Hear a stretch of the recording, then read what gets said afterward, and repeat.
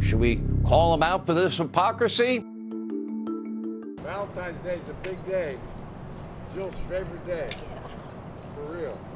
What inspired you to do this? I just wanted some, joy, and I think things have been, so with the pandemic, just everybody's feeling a little down, so it's just a little joy, a little hope, that's all. First year of the vice president.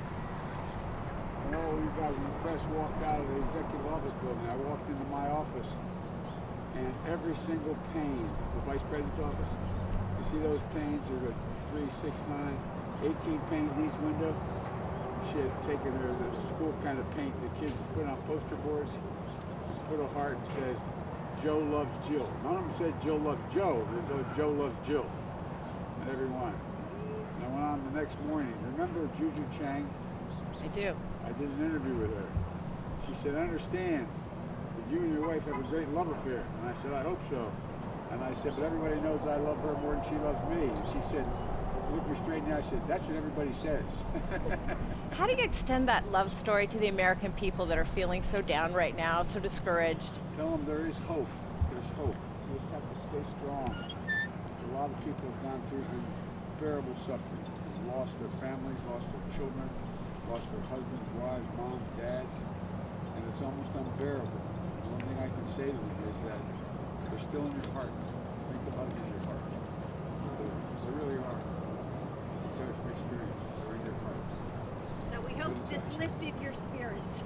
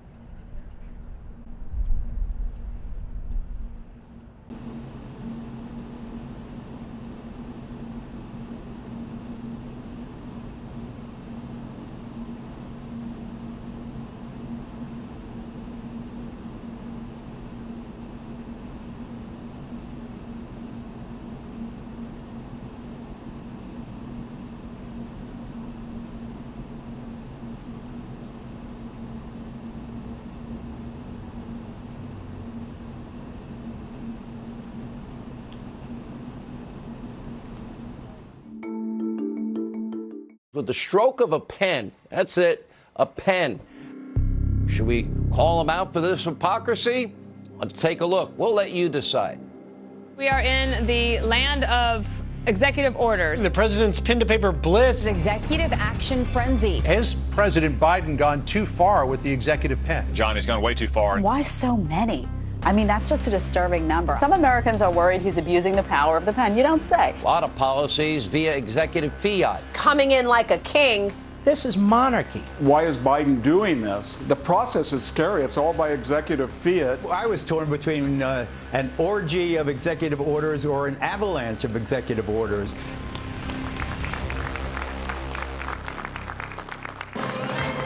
There absolutely is a new sheriff in town. The scoreboard right now is what matters. Executive orders are going to start flying, and these people are going to be like, bing, bing, bing. They're not going to know how to react to all of this. Last week, he predicted he would be signing 200 executive orders his first week in office. President Trump's already hit the ground running, like you were saying. This president, I think, has done as much as he possibly can through executive order and action. President Trump should immediately issue an executive order. Trump needs to issue another executive order. I'm not going to let this moment go by without once again advocating that the President of the United States tonight pick up a pen, sign an executive order.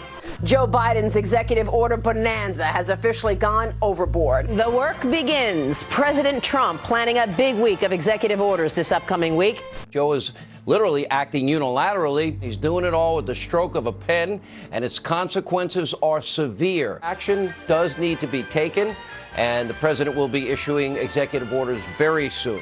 Biden signs executive actions like their high school yearbooks. If I made an action movie about President Trump, I'd call it executive action.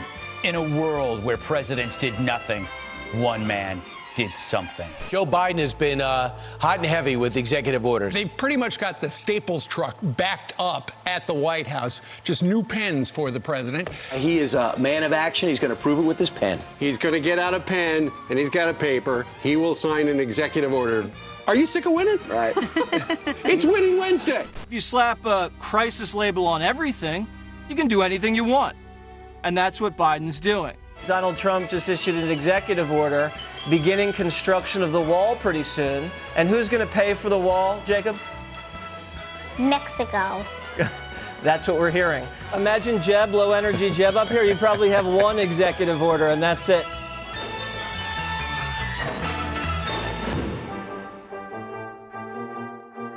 He is ready to rule by fiat. He's just going to write an executive fiat. Well, if he couldn't do that on this law, can he do that on any law? It sounds wrong, and it feels wrong to the American people. They really don't want a king. They don't want an emperor.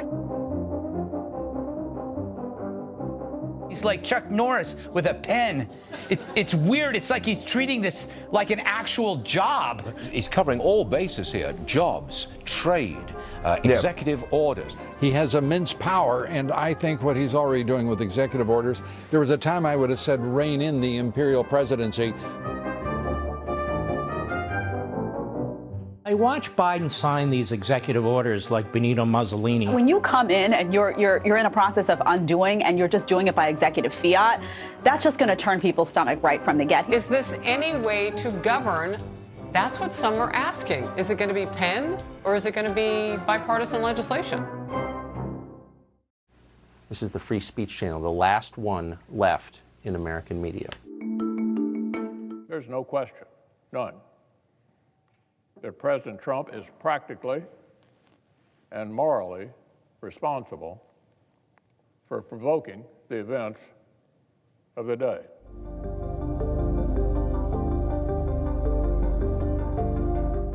January 6th was a disgrace. American citizens attacked their own government. They used terrorism to try to stop a specific piece of domestic business they did not like. Fellow Americans beat and bloodied our own police. They stormed the Senate floor. They tried to hunt down the Speaker of the House. They built a gallows and chanted about murdering the Vice President.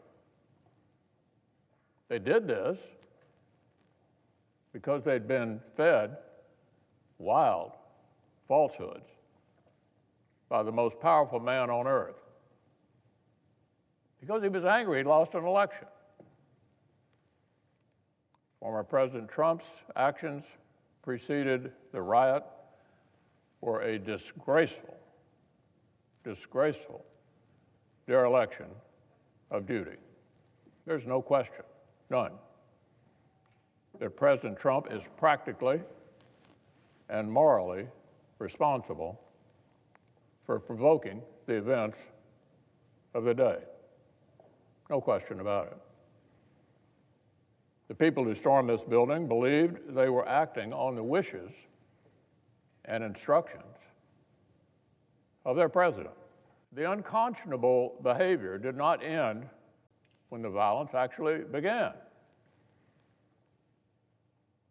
Whatever our ex-president claims he thought might happen that day, whatever reaction he says he meant to produce, by that afternoon, we know he was watching the same live television as the rest of us. A mob was assaulting the Capitol in his name. These criminals were carrying his banners, hanging his flags, and screaming their loyalty to him. It was obvious that only President Trump could end this. He was the only one who could. Former aides publicly begged him to do so. Loyal allies frantically called the administration. The president did not act swiftly. He did not do his job. He didn't take steps so federal law could be faithfully executed and order restored. No. Instead, according to public reports, he watched television happily, as the chaos unfolded. Now, I've made my view of this episode very plain. But our system of government gave the Senate a specific task.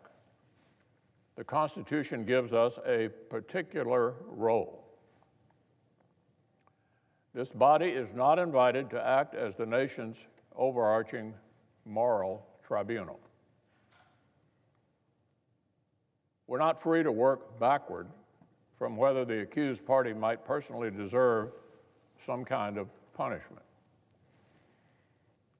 Justice Joseph Story, our nation's first great constitutional scholar, as he explained nearly 200 years ago, the process of impeachment and conviction is a narrow tool for a narrow purpose. Story explained this limited tool exists to, quote, secure the state against gross official misdemeanors, end quote. That is, to protect the country from government officers. If President Trump were still in office, I would have carefully considered whether the House managers proved their specific charge. By the strict criminal standard, the president's speech probably was not incitement. However, in the context of impeachment, the Senate might have decided this was acceptable shorthand for the reckless actions that preceded the riot. But in this case, the question is moot because former President Trump is constitutionally not eligible for conviction. Now, this is a close question, no doubt. Donald Trump was the president when the House voted, though not when the House chose to deliver the papers. Brilliant scholars argue both sides of this jurisdictional question. The text is legitimately ambiguous. I respect my colleagues who've reached either conclusion. But after intense reflection, I believe the best constitutional reading shows that Article 2, Section 4 exhausts the set of persons who can legitimately be impeached, tried, or convicted. It's the president, it's the vice president, and civil officers. We have no power to convict and disqualify a former office holder who is now a private citizen. President Trump is still liable for everything he did while he was in office as an ordinary citizen. Unless the statute of limitations is run, still liable for everything he did while he's in office. Didn't get away with anything yet. The Senate's decision today does not condone anything that happened on or before that terrible day. It simply shows that senators did what the former president failed to do. We put our constitutional duty first.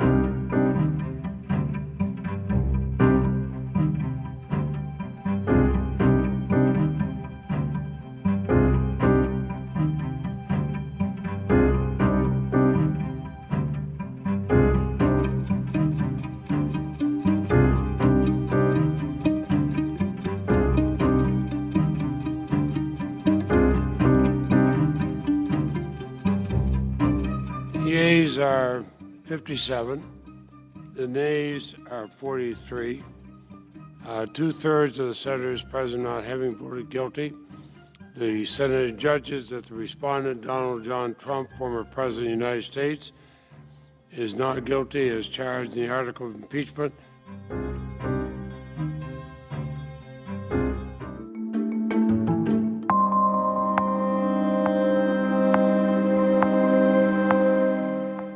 Now we gather due to a selfish man's injured pride and the outrage of supporters who he has deliberately misinformed for the past 2 months and stirred to action this very morning.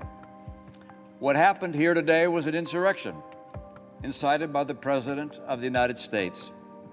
Those who choose to continue to support his dangerous gambit by objecting to the results of a legitimate democratic election will forever be seen as being complicit in an unprecedented attack against our democracy.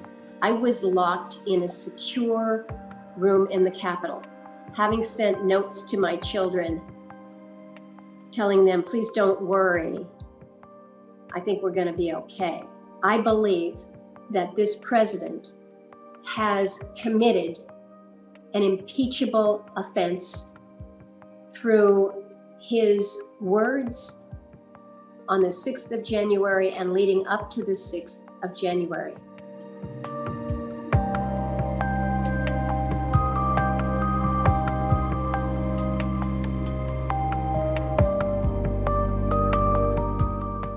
January 6th is going to leave a scar.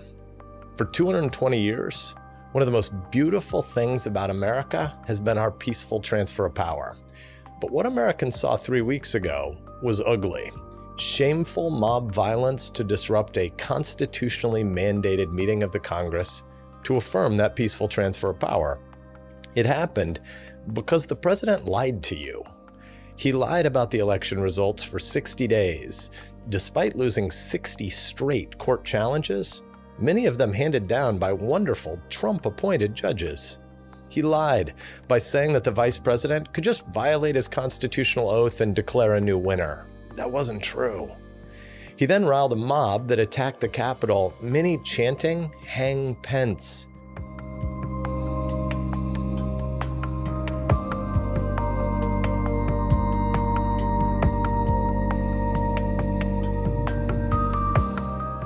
His actions to interfere with the peaceful transition of power, the hallmark of our Constitution and our American democracy, were an abuse of power and constitute grounds for conviction. Our Constitution and our country is more important than any one person. I voted to convict President Trump because he is guilty.